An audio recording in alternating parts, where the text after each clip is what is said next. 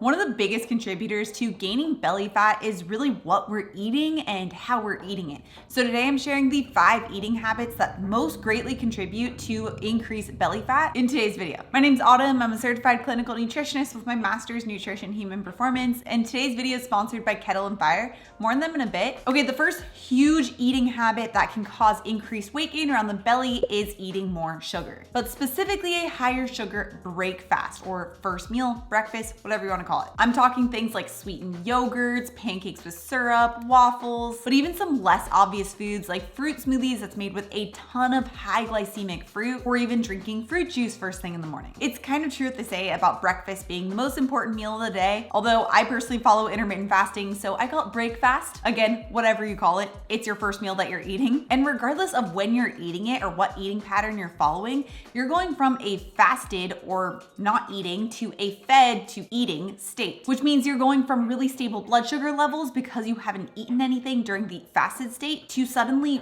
rushing your whole body with a ton of sugar that's really raising your blood sugar levels and causing your storing hormone insulin to skyrocket. Not only are high insulin levels typically associated with weight gain around the belly, and insulin shuts off fat burning, but the other thing insulin does when the blood sugar is really high is it tries to bring it back down really quickly. This can cause it to kind of overshoot or miss the mark and cause a lower blood sugar level, which then just causes you to crave more sugar throughout the day. So instead of a high sugar first meal, breakfast, it's important to start with a lower sugar protein centric meal, which can be from a variety of different foods like cottage cheese bowls, Greek yogurt bowls, various egg breakfasts, or even like protein pancakes. Okay, the second eating habit that causes weight gain around the belly is snacking. Snacks just aren't designed to be satiating. Otherwise, they would put themselves out of business. They're designed to get you to just keep on eating more and more. Think of like the classic type of snacks: pretzels, goldfish, various crackers, chips, or even if we're looking at the healthier options like different pieces of fruit. None of those contain the protein that we need to actually increase our satiety hormones and prevent hunger, which just means it's not going to satiate you and you're going to want to continue to snack and never actually get satisfied. And a tricky one here are protein bars, because technically, yeah, they do have protein, although a lot of them are using really poor quality protein that just still cause you to crave more snacks. But they also tend to have some type of higher sugar base, whether that be actual sugar or even using something like dates, which doesn't come up as an added sugar but is really high glycemic and still really high in sugar. All of this just causes you to want to eat all throughout the day, which can keep the storing hormone insulin elevated throughout the day and even cause late night snacking or the urge to eat after dinner, which has also been tied to weight gain around the belly. Okay, the third eating habit that is specifically tied to weight gain around the belly are low protein diets. Protein is essential for achieving a body recomposition goal, which is where you're losing body fat but maintaining or increasing muscle mass. So if you're looking to lose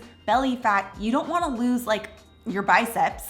You want to lose specifically fat. Protein helps to accomplish this by sparing muscle mass and allowing your body to use fat as fuel instead. And a low protein intake makes it so that you're not going to be satisfied from your meals, so you're more likely to snack, but also specifically, you're going to snack on high sugar and refined carbohydrates or crave those foods because your body's looking for a fast source of energy. Protein also helps to naturally regulate your intake so that you're not going to eat beyond your body's needs, because it helps to raise your satiety hormones. Low protein intake does the exact opposite. So each person's specific protein needs will vary. I have a full video on how you can calculate your protein needs. I'll have it linked right up here. But even just aiming for about 25 to 30 grams of complete protein at one of each of your 3 meals is a really great place to start. Another really great tool to prevent sugar cravings is actually combining a complete protein source with collagen or collagen-rich foods, like today's sponsor, Kettle and Fire. When you combine protein with collagen, it actually helps to make you more satisfied than just the protein alone, so you're much less likely to snack on those sugary and starchy foods. And Kettle and Fire bone broth is naturally really rich in collagen because they slowly simmer bones from grass-fed cows to make sure they're pulling out as much collagen as possible, so you really get the most bang for your buck. I've been using Kettle and Fire for a long time, like over 2 years at this point, and it's such a great, convenient way to sneak in high quality bone broth and collagen into pretty much every single one of my meals. I use it as the base of my chilies or soups or stews, but I'll even use it in different sauces sauces that call for just like regular chicken broth, I just add in bone broth instead, and it gives me a massive boost of collagen. And Kettle Fire comes in a ton of different flavors. My personal favorites are still the original because you can use it in so many different ways, but their chipotle beef is amazing for chili. And right now, Kettle Fire is offering my viewers 20% off their bone broth purchases when you use code AUTUMNBAITS at checkout. I would definitely recommend checking out their original bone broth, their chipotle beef, and any of their soups. Super convenient way to make sure you're getting your collagen in. So make sure you use code AUTUMNBAITS at checkout. I'll have the link down description below so you guys can stock up. Okay, the fourth eating habit that's causing weight gain around the belly is too much caffeine. I love coffee, but too much caffeine can increase stress hormone cortisol. Excessive cortisol on its own can cause insulin resistance and more weight gain around the belly, but also having caffeine too late in the day can spike our cortisol levels and disrupt the sleep hormone melatonin. This can result in poor quality sleep, and poor quality sleep is directly tied to weight gain around the belly. So know your limits when it comes to caffeine. Some people can have more. I personally can't.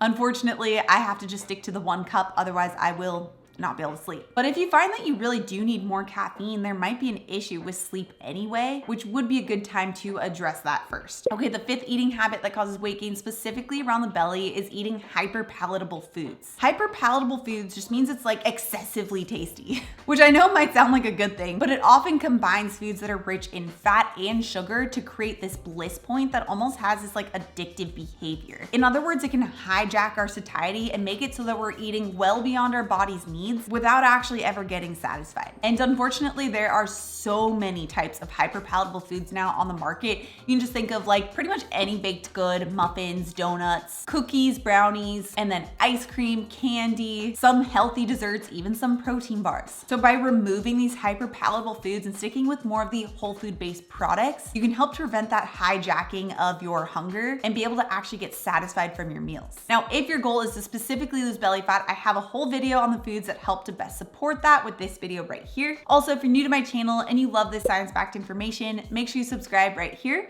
Come out new videos every Tuesday and Thursday. All right, guys, thanks so much for tuning in, and I'll see you in my next video.